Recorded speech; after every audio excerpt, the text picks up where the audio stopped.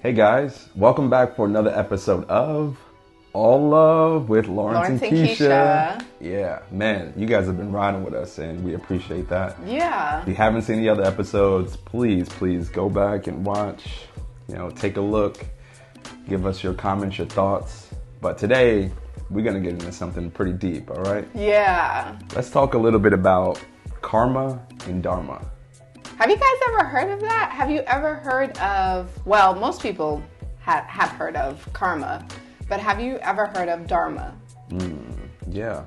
I mean, enlighten us. Tell us what is karma as we see it, because there's a lot of these terms are definitely related to different religions and different beliefs. They have different meanings for different people. We're going to talk about what it means to us, okay? And, from the spiritual aspect. So karma is something that we are all born in. Have you ever just sat in your bed one day or on the floor, got off from work, and you're like, damn, why does this always happen to me? Yeah. Like you always question yourself, like, why this and why that? Well, friends, I believe, just don't come for me, but it's just my thoughts and the way my experience for this life, because I do believe that we live many lives. So I believe that karma is something that we endure as we come back to earth as a soul. So let's just say in our last life, we, had to learn how to be a giving person and not be selfish. So you may come back in your next life to learn about how to be a giving person instead of being a selfish person. So maybe you have different obstacles in this life to teach you those lessons. Karma, as most of us know it, can be a negative, if you will. It's harsh, it's annoying, it's painful.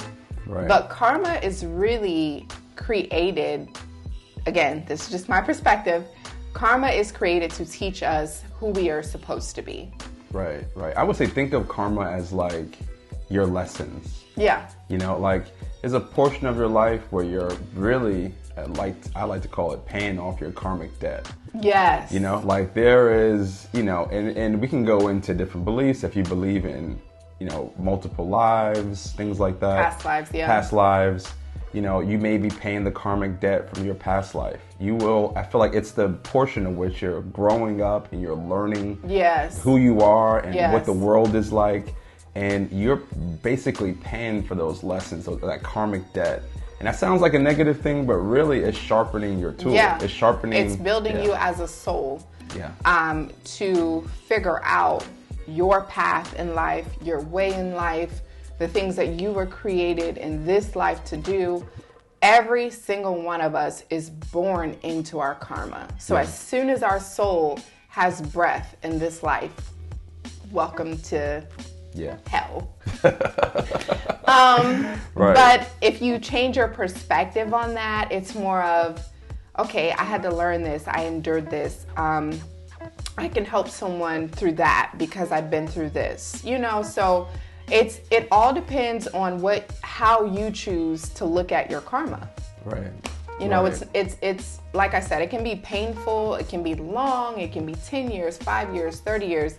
It really depends on you. When do you want to wake up and say, hey, I'm done with this. I've learned that lesson, on to the next. Right. Karma is something that is used to teach us, to build us, build character, values, morals, integrity. Karma is a great, painful teacher. Right. And I know a lot of us think of karma in a sense like, okay, you did someone wrong and you're going to pay for it. Your karma is going to come back to you. And yes, you can view it like that, but I think it's more like, there are these set of lessons that you are destined to learn to move you forward into your Dharma, and we'll talk about that in a little bit. Yeah. But, these things are necessary these are lessons for your soul. These are things that, that you need to go through to make you a better person, to prepare you for that portion of your life where you're living in this peace and this bliss and this Dharma, you know. So, you know, look at karma as like, okay, this is your grade school. This is your kindergarten to college degree, you know. It ain't easy. You're going to learn some hard lessons and some good lessons. Yeah, yep. It's going to be uncomfortable, you know, and it's going to be sometimes, you know, there are people who are playing roles in those lessons to help you learn your karma, you know? Yeah, that is so true. Even like the most painful lessons, a lot of times if you learn to appreciate those lessons as painful as they are or were, that is like a completion. Like to turn around and say, I forgive you, I thank you because you built me, you showed me who I am, even though the way you did it was just like, you know, but truly the way that I look at life is almost like a movie. We're all in this movie. We're all actors. We probably have known each other last life. We're just playing different characters. And so your character was meant to teach you this and you're playing that character and we're all learning somehow, some way from one another. That is just how I kind of look at life. It's just a movie and we're the characters in it. Yeah, and I mean, if any of you are theater, if you get to know me, you know that I'm a thespian. You know what I mean? I love the theater. And there's this great Shakespeare quote, and I'm going to butcher it too because it's been a long time since I've been in college. I ain't trying to get my age out, but bruh. Shakespeare said something to the effect that, you know, that life is a stage and we are all merely players. And it really speaks into that. It's like, you know, some things what we choose to believe is like, you know, you have this family of souls and you sort of reincarnate each lifetime as different roles, you know, as different partners and different, you know, ways that you meet people and build these connections, you know, and these people you've made a pact to teach each other these lessons for your soul for the next round, the next play, you know? Yeah. And people either do a really terrible job or they do a really great job in a terrible way to teach you these lessons, that's for sure. You know? Yeah. But it is, you know, it's necessary for the soul, you know. Don't look at it as like, oh, karma's the negative part, huh?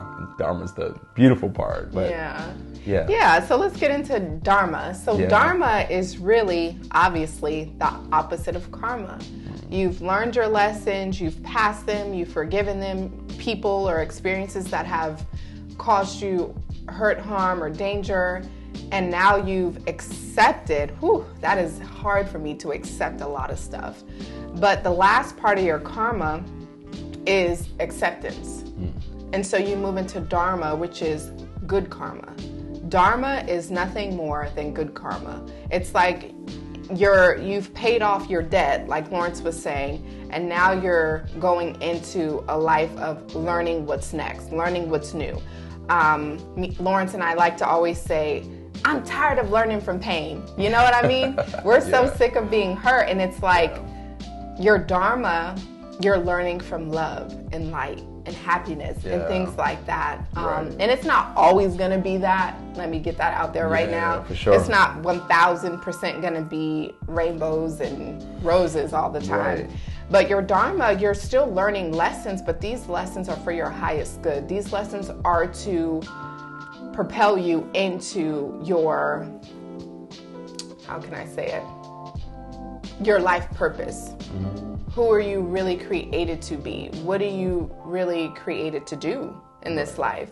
Yeah. And so your Dharma is still learning. It's still lessons. It's still characters, new and old. And God bless you if those characters that were with you in the karma move to your Dharma. Those are the real ones. Because a lot of people will fall off in your karma because they were just that, your karma. Right. So moving into your Dharma, it's all about learning through love, light, and happiness, learning about you, learning about your soul, your needs, and then living in that.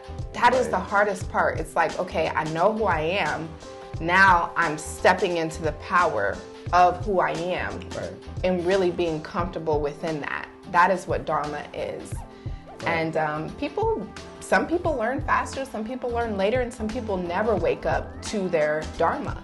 It's always a victim mindset or some type of pity me, poor me, codependency, a lot of things can keep you stuck in your karma. But if, like I said, acceptance of all the bull Right. will lead you into your Dharma. Right. And cutting people off when need be. Right. There are definitely attributes that you can notice about yourself when you're moving into your Dharma. Like, you ever deal with a friend or someone in your past, and you completely cut them off, they burn you, and then in the future you meet someone that does those exact same things, except the first time around you argued, you screamed, you begged, you fought with them, and the second time it comes around you have an understanding like, that person's just not for me. Yeah. That's how you know you're moving into your Dharma. You're saying like, thank you, God, I already learned that lesson. And it'll be like a disrespect or interruption to your energy field. Yeah. So it's almost like, something about that person. I don't like the way they make me feel. The energy is off. Something is off. You may not understand it or know exactly what's going on, but if you encounter that same energy that you did in your karma, it will literally piss you off. Like, it literally, you have a heightened sensitivity to energies. Right. When you're moving into your Dharma. It's just like, I don't know what's up with you, but I'm trying to figure it out either. Right. That's really what happens in your Dharma. You learn to just say, I'm not entertaining that, and that's... And keep in mind too that it isn't something like as you live your life, you move from karma to Dharma. Like she said, that there are people who never move into this Dharma. Yeah. And I think that it takes really some strong introspection. You know what I mean? Like, you got to study yourself and understand how you tick and what makes you work and what serves you and what doesn't serve you. It's like the understanding of you is literally like the apex, like the turning point from your karma to your Dharma. I feel like that switch is something that happens internally. Yeah. You don't just become it. Because if you notice, there are people way late in age that are still, battling with childhood trauma. People that are still battling with like resentment toward their parents, resentment toward their children, resentment, and it's like they have never moved to a point where they looked inside and said, you know what? I'm going to heal this part of me. I'm going to heal that part of me. Acceptance. Yeah, that's right. I'm telling y'all, acceptance is something else. Bro, you can I'm trying to watch my language. Bro. I'm trying to watch my language, but accepting stuff, man, is so hard. For sure. To just sit in bull crap, own it, have a conversation with that person if you need to, cut that person off. I don't know. Do whatever you see fit. Right. But the acceptance of different circumstances in your life will take you so far. Right. It's like some people say they accept it, they bury it, but then they're still acting out. That's right. Yeah. They have not addressed it. It's like you just keep ripping the scab off and they never let it heal. You know? There's a lot of, so I think you got to look inside of you. I also feel that switch from karma to Dharma is kind of like, people, you guys might not understand this. I'm going to have Keshia explain it to us, and I'm going to help explain. Sometimes it's moving from your south node to your north node. Now, those of you who dabble in metaphysics might know what we're talking about. Yeah. But, going from where the lessons you had to learn from your south node, when you move into your north node, you're moving into the person that you came here to be. Yes. So your south node is your karma, right? It's what you were born into. It's who you are. Your north node is your Dharma. So it's where you're going, where you're supposed to be going, who you were created to be, and aligning with that, if you will. And so if you guys don't know what north and south node is, it's literally polar opposites. So I'll give you guys mine. My north node is in Capricorn. My south node is in Cancer, I want to say. And so basically, I was born to be a housewife. Like, that's what I am good at. I can do that in my sleep. I can do that with my eyes closed. Like, that is who I was created to be when I was born into this life. Now, my north node in Capricorn, if you guys know anything about astrology, They're very grounded people. They're very stable people. They're very financially stable people. They're supposed to create things and then leave a legacy for their children. So it's all about a really grounded, stable energy, in a sense of being able to provide for oneself. And that is total polar opposites. Yeah. The stay-at-home mom, taking care of the kids and the cooking, to entrepreneur and making moves and money moves, if you that is mine.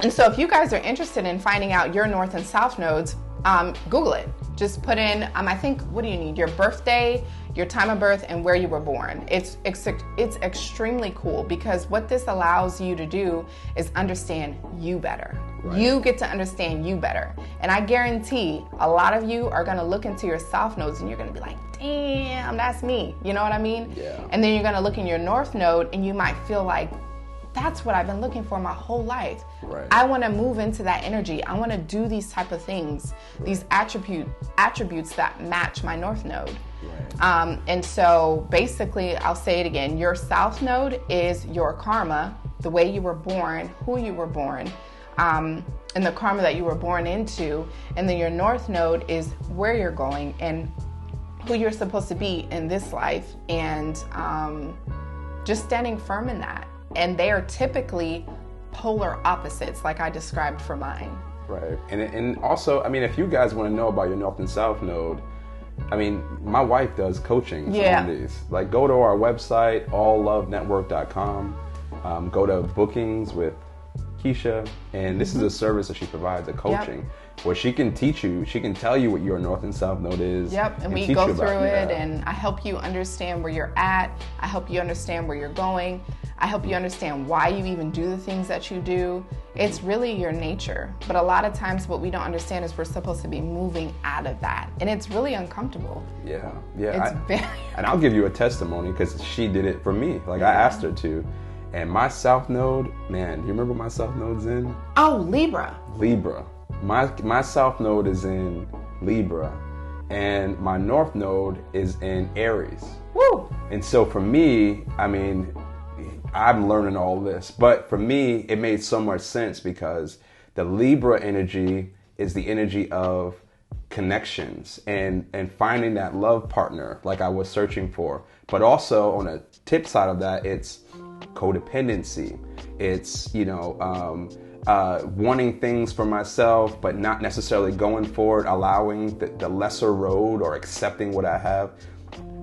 That north node in Aries is really who I see myself as when I'm in flow, like when I'm producing a play or when I'm writing poetry. It's this go-getter, that this very firm, knows what they're doing, very calculated, and stands in that power. This person speaks truth. It speaks truth, right? And for me, that's how I view myself. But I see my actions in that Libra energy, So I do, and and at times. But I know for me that I'm moving into a season of my Dharma. One, because I've had at least 2 to 3 years of solid introspection.